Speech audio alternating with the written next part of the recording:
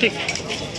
आज इथे police station घुगुरच्या अंतर्गत रूट मार्च घेण्यात आला, ज्यामध्ये स्थानिक पोलीस आणि C60चे जवान, त्याच्यानंतर आमचे जे बंदोबस्ताला आलेले बाहेरचे अधिकारी कर्मचारी आहे, CISF आहे, जे निवडणूक संदर्भात बंदोबस्ताला आलेले आहेत, त्या संदर्भात आज रोजी आणि येणारे सण रूट मार्च घेण्यात आला।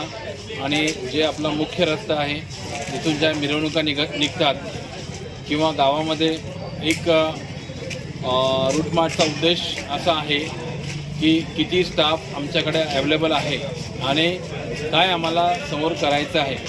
तसेच ज्या निवडणुका आहे त्या माननीय निवडणूक आयोगाच्या अधिपत्याखाली शांततेने आणि सुव्यवस्था कायम राहून व्हायला पाहिजे, त्या अनुषंगाने आजचा हा रूट मार्च घेण्यात आलेला आहे।